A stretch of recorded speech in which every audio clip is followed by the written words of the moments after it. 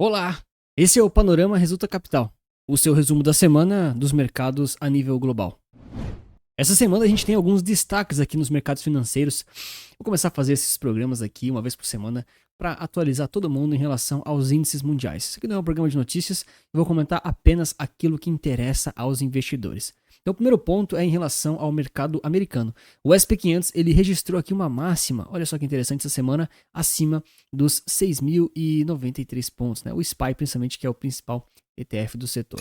E a gente teve também, claro, como um grande destaque aqui o Bitcoin, né? Acima aí dos 100 mil dólares, né? Os famosos 100k chegaram para ficar, deixando aí muitos investidores animados com essa situação e também trazendo aí de volta um otimismo aí para o mercado cripto que, enfim, pode sinalizar algum tipo de sinal de topo. Tem vídeo recente no canal explicando tudo sobre esse patamar recorde do 100k e aí a gente explora as possibilidades se é topo ou não é e o que fazer nessa situação. Dá uma procurada aí que eu tenho certeza que você vai encontrar. Bom, quando a gente avalia o mercado americano, a gente percebe que as ações aqui que impulsionaram realmente a economia deles essa semana foram realmente ligadas aqui ao setor de tecnologia e também a eletrônicos em geral, também de tecnologia. A gente percebe aqui que o varejo também subiu bastante.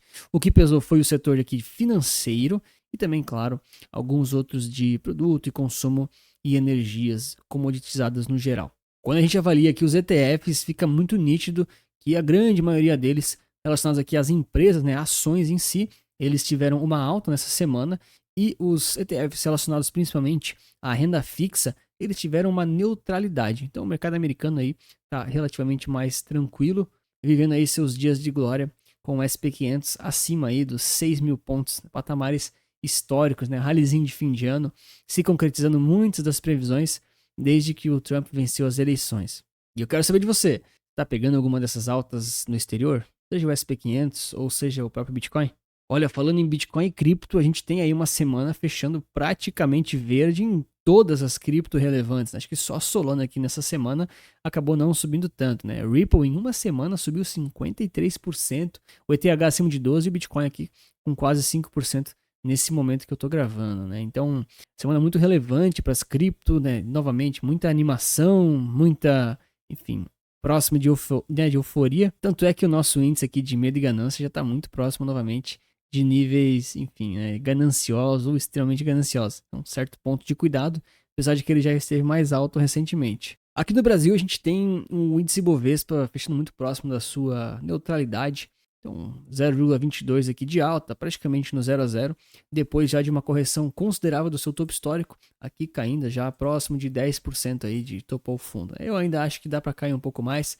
O cenário já está ruim, né? Já tem muita gente pessimista, mas assim, graficamente falando, em termos do que é considerado barato e caro, o Ibov, enfim, né, pelo menos para mim, tá devendo uma quedinha, tá? Acho que ainda tem muita coisa para acontecer, mas o mercado ainda pode exagerar de fato mesmo. Faz muito mais sentido a gente ver alguma coisa parecida como o IFIX dessa semana.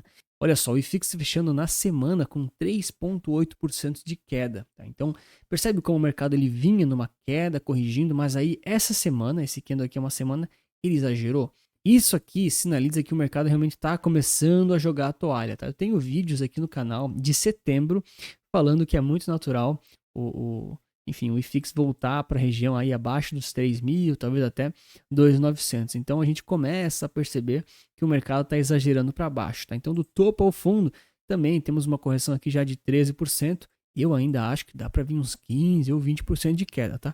Mas tem muita gente que já está considerando que é hora de comprar e já está saindo às compras. Enfim, estratégia de cada um. Eu ainda não me sinto muito confortável para comprar, principalmente porque o ciclo de alta da Selic, eu acho que ainda vai um pouco longe para cima, mas de qualquer forma, enfim, né, o mercado já começa a sinalizar alguns exageros de pessimismo. Importantíssimo também comentar aqui em relação ao dólar, né, fechando aí no dólar futuro acima dos 6,10, são patamares muito, muito altos, historicamente fechando também em patamares altíssimos, né, isso traz diversos problemas para o Brasil, traz uma inflação possivelmente mais alta, então levanta-se uma série de questões em relação à meta de inflação, a Selic, aquela coisa toda, né? Os juros ele reagiu muito mal, né? Essa semana também, subindo aí 3,25% para os contratos aqui mais próximos. Então juros futuro aqui de 2026 já chegando a 14,4%. Isso sinaliza o quê? O mercado ele já está precificando uma alta grande nos juros para o, enfim, né, curto, médio prazo, tá? Quando o dólar sobe, o mercado é obrigado a correr atrás dos juros, senão ele vai ficar para trás, vai ficar muito enrolado. E a gente tem um acontecimento muito importante chegando semana que vem, que é justamente aqui a decisão da taxa Selic para, né, a próxima reunião do Copom, ali nos dias 10 e 11 de dezembro. Tá? Então, o mercado está muito, muito de olho nessa decisão, né, o que vai acontecer com a ata do Copom. Isso vai dar o tom para muita coisa. Tá? Isso pode baixar o dólar consideravelmente ou pode fazer ele disparar ainda mais. E existe aí uma certa discussão entre subir 0,75% ou 1%. Tá? Hoje está aqui em 11,25%, então a gente espera, é muito natural que chegue em 12% agora, enfim, semana que vem, né?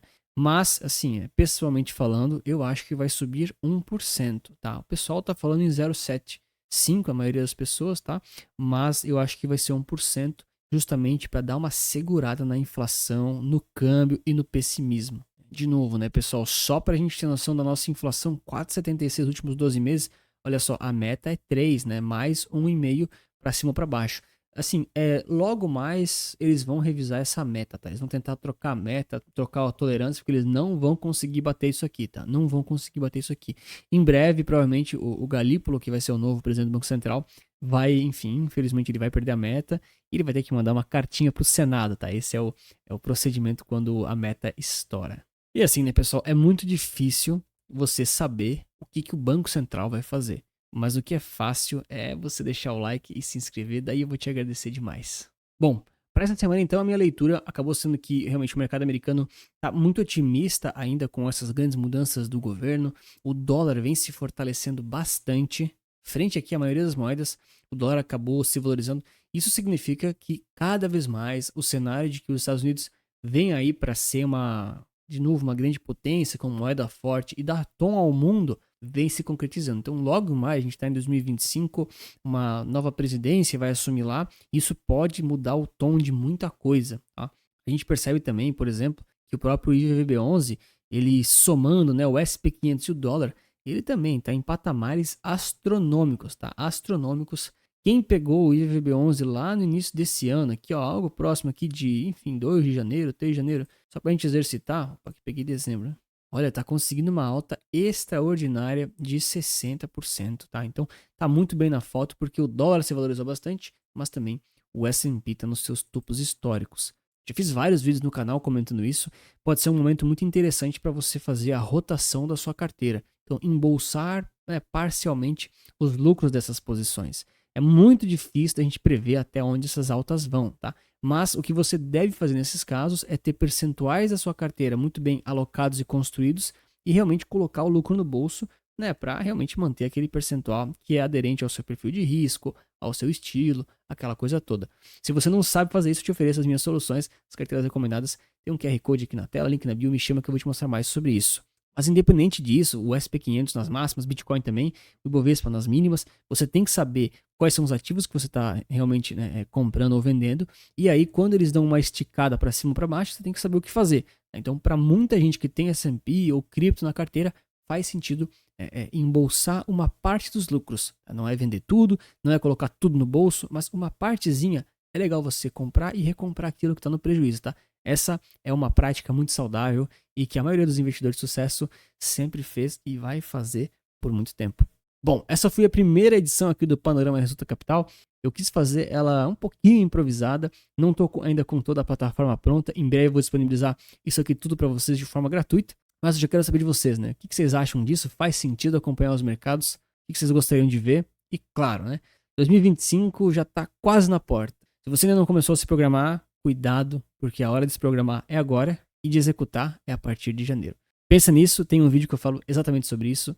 Assiste que tá bem legal. Obrigado pelo seu like e inscrição. Grande abraço e lembre-se que investir certo resulta capital.